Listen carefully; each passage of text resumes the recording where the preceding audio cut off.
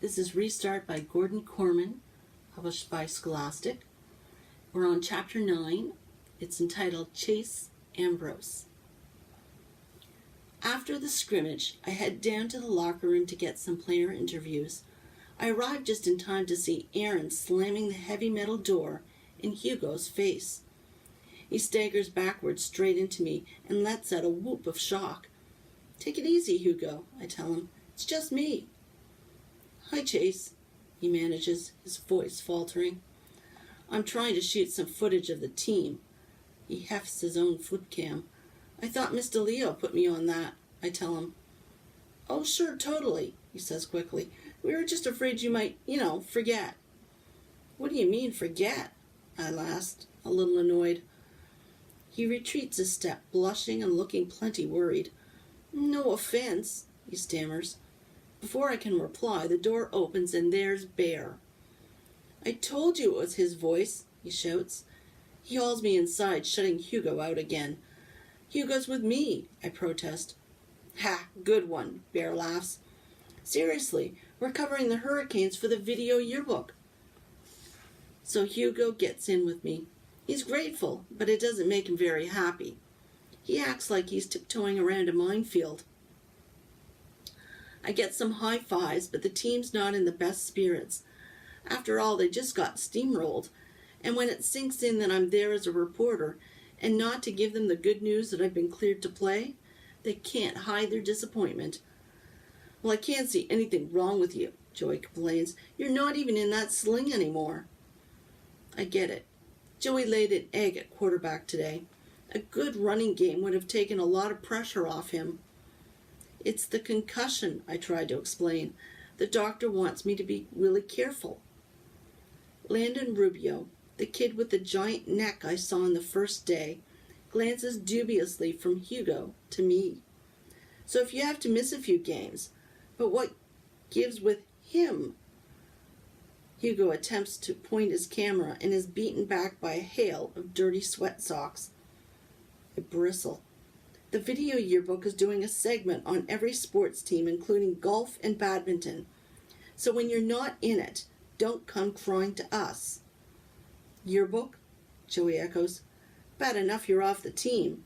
Now you're on yearbook staff?" "Video yearbook," Hugo amends. A snapping towel nearly takes his ear off.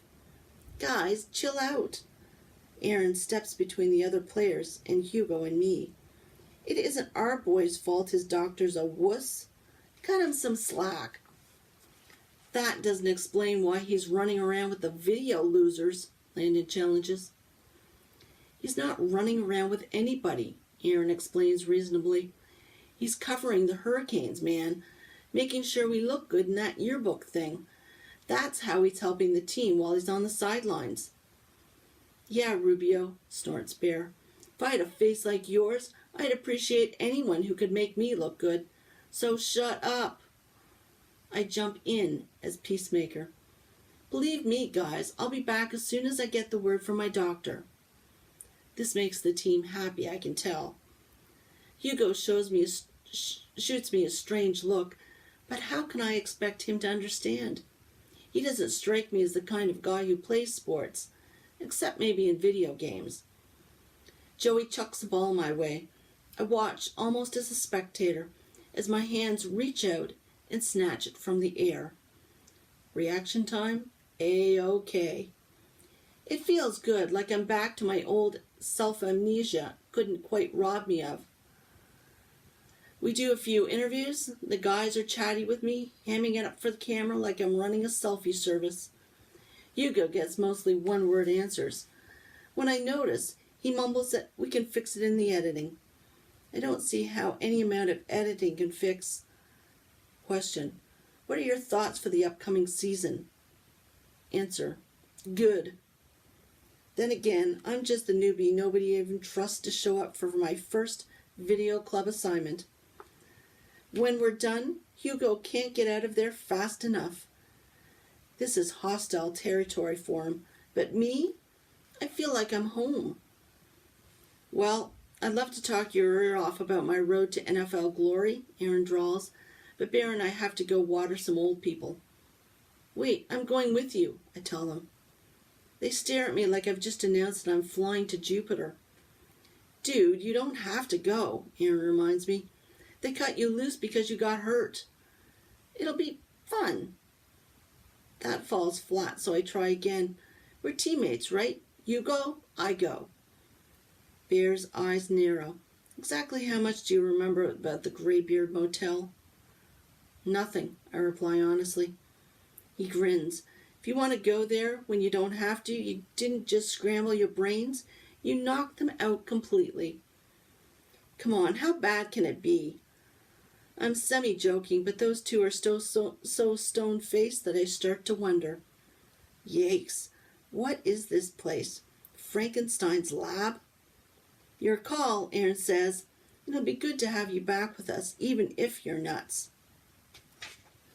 The Portland Street Assisted Living Residence is about a 10-minute walk from school.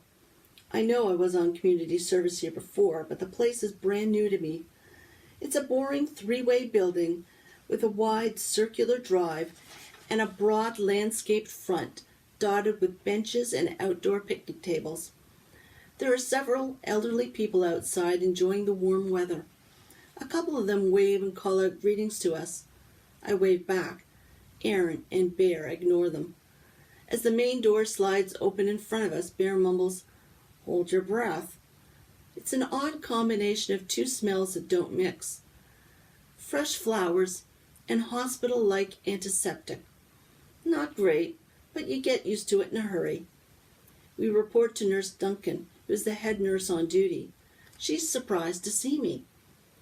I got better, I tell her, so I figure I should finish off my community service. The court told you that? She asked dubiously. I shake my head. I came up with it on my own. We don't believe it either, Aaron jokes with mock solemnity. That's very noble, Nurse Duncan says. Well, I've got you boys on the snack cart today. Doesn't normally take 3, but we'll give Chance a soft job on his first day back. We get a rolling cart laden with juice boxes, cookies, crackers, and free newspapers. By the time we get off the elevator on the 3rd floor, Aaron and Bear have helped themselves to half the merchandise. Believe me, they have more Oreos than these mummies could ever gum down, Aaron says when I look disapproving. And I assure you, oh perfect one, you've sampled plenty of cookies off this cart. I reach back for a snack-jacking memory, but come up empty. I'll have to take his word for it. Bear tears open a bag and dumps a small pile of ginger snaps into my hand. I take a tiny bite, glaring at my partners in crime, who are chowing down in a blizzard of wrappers and crumbs. We played a football game this morning, Bear reminds me. You work up an appetite. Not everybody's too delicate like you. I guess I'm not too delicate to bend over and pick up your garbage, I snap back. I might be getting the hang of being friends with these two. We go door to door, offering the residents snacks and papers. When I was in the hospital, all the staff and volunteers who came into my room were really nice and friendly. Well, Aaron and Bear are the opposite of that. Aaron's the polite one. He flings the door wide and barks, "Snack cart!" This is followed by "What do you want?" from Bear. They call all the men Dumbledore and all the women Dumbledora, and respond to any questions with a combination of shrugs and grunts. When I can't stand it anymore, I ask what I can do for everybody, and usually end up adjusting bed heights, searching for lost TV remotes, and occasionally calling nurses. "You're slowing us down, man," Aaron complains. "At this rate, we'll never blow this Geritol stand." "Quiet," I hiss. "They'll hear you." "You're joking, right?" Bear sneers. "Most of these old fossils can't remember to change the batteries in their hearing aids. The last thing any of them heard was the A-bomb test at Yucca Flat." "They're not as deaf as you think," I shot back. "The lady in 212 definitely heard it when you ripped one in her living room." Aaron laughs. "Now that's the Chase we know and love." Those jokes are funny when it's the 3 of us, not so much when the old people are around. Most of them are pretty frail. They definitely deserve more respect than they're getting from us. Maybe Aaron and Bear ran out of patience because they've got no choice about community service, and I'm here on purpose. Maybe I was out of patience too before my amnesia made me forget it. But I find the residents kind of interesting. They remember stuff in real life that you can only read about in history books. There's a lady in 326 whose father was one of the firemen on the scene of the Hindenburg disaster. The guy in 318 was a communications expert at Houston Mission Control when Neil Armstrong first set foot on the moon. In room 209 lives a guy who's totally blind, yet tells the most vivid stories of growing up 2 doors down from Baseball Hall of Famer Joe DiMaggio. The rule is that if someone is not in or sleeping, we leave a juice box and a packet of cookies on the table. The man in 121 is snoring enthusiastically in an easy chair when I notice the black and white photo on his nightstand. It's a picture of a young soldier bowing his head to receive a military decoration from an important-looking man with round, steel-rimmed spectacles. "Is that President Truman?" I whisper. Aaron looks bored. "Who cares? Let's get out of here. If this Dumbledore wakes up, he'll talk your ear off." But I'm hooked. The only medal you get straight from the president is the Medal of Honor. This guy's a hero. "Big deal," Bear scoffs. "Back in the day, there were so many wars that they handed out medals like Hershey's Kisses." I sigh and start to follow them to the door. I wonder what he did. They don't just give out Medal of Honor for just any old thing. "Probably slew a triceratops or something," Aaron suggests with a shrug. "Come on, we're almost done." "It was a pterodactyl," comes a sarcastic voice from behind us. We wheel around. He's sitting up now, an elderly man, a little bent at the shoulders with a shock of white hair. "And I slew it with my stone knife." I step forward. "Mister, that's you in the picture, right?" "No, it's Harry Truman. Can't you see I'm busy? Takes me half an hour to get out of bed, and twice that to haul myself across the room with this stupid walker."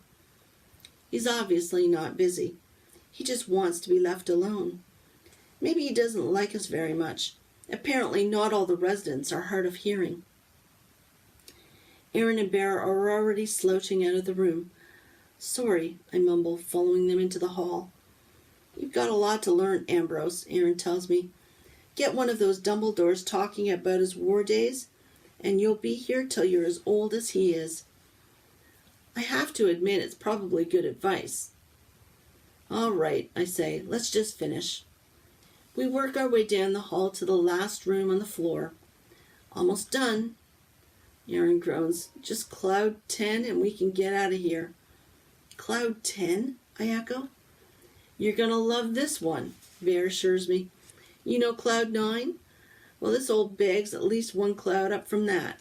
Half the time she's convinced this is some fancy hotel, and we're room service." I see their point, but I feel kind of bad for Miss Swanson, who bustles around her living room in a frilly pink dressing gown dotted with sequined flowers.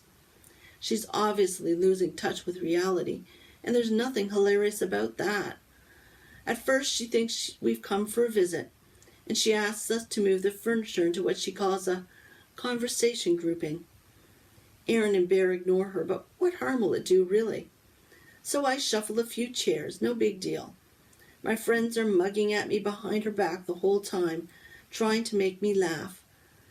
They might be the smart ones.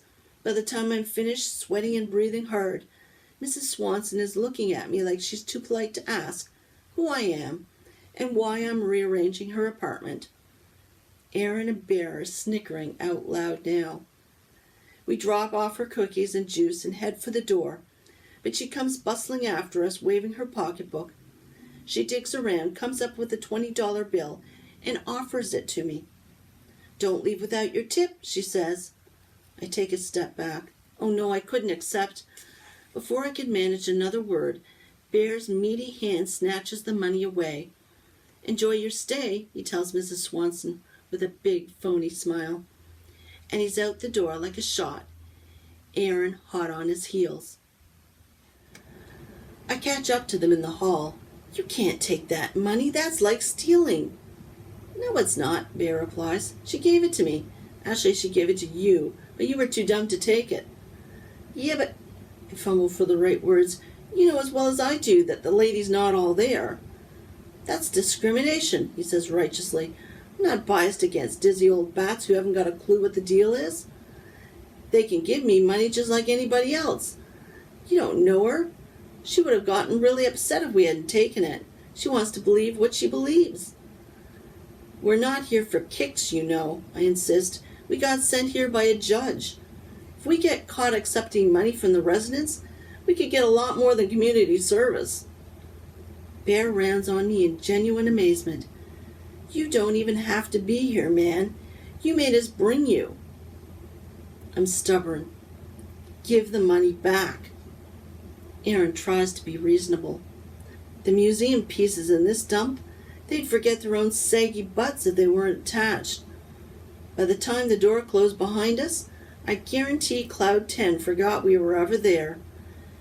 If we go to her and try to straighten this out, it'll be like showing her how crazy she is. You want to be responsible for that? I know he's snowing me, but he's also kind of right. I doubt we could explain to Mrs. Swanson that she just tipped the community service guys. But even if we could, she'd be embarrassed and upset and probably more confused than before. We should give that money to charity. Done, Bear agrees. It's going to my favorite charity, the Take a Bear to Lunch Fund. Who's up for pizza? We all laugh, but I'm laughing a lot less than those two. The whole thing leaves a sour taste in my mouth, and pizza is the last thing I'm thinking about. We stop in to see Nurse Duncan so Aaron and Bear can get their timesheets signed. Not technically on community service anymore, so there's no timesheet for me. Then we're heading for the pizza place like nothing ever happened. I keep looking at Bear, expecting to see the 20 glowing orange and burning through the pocket of his jeans. I can't explain it, but the more they goof around, tripping and shoving each other, the less appetite I have for lunch. You okay, Ambrose? Aaron tosses at me in concern. You don't look so hot. I'll catch up with you guys later. I pan back in the direction of Portland Street. I hang a left and sprint up to the assisted living residence, then dash in the sliding door and straight to room 100. I pull a fistful of crumpled bills from my pocket and fish out a 20. Aaron's right. I'd never be able to explain to Mrs. Swanson why I'm giving her money for what she could only see as no reason. No, my plan is simpler than that. I'll slip it right under her door. When she notices it, she'll just assume she dropped it.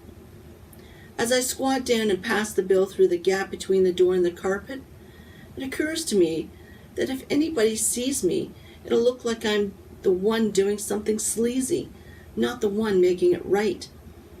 Luck is with me, though. I'm able to return the 20 unobserved. No, not return, I remind myself. I'm out 20 bucks in this deal. I feel a little resentful when I picture Aaron and Bear feasting on pizza that I'm essentially paying for. But it's a small price tag for being able to sleep at night. As I make my way out again, I pause in front of 121, the Medal of Honor guy's room.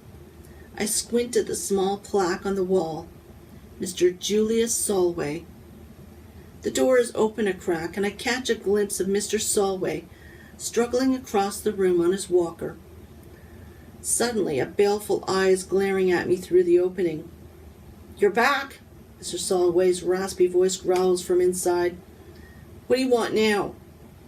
My instinct is to flee, but curiosity gets the better of me.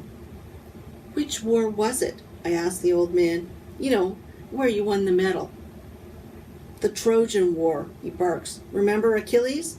I was the one who got him right in the heel. It stings, but I say, I didn't mean to disturb you, and start away. Korea, he calls after my retreating back. 1952. I turn. It's an honor to meet you, Mr. Solway. You must have done something really heroic. Everyone did, he replies gruffly. A lot of brave men are still buried there.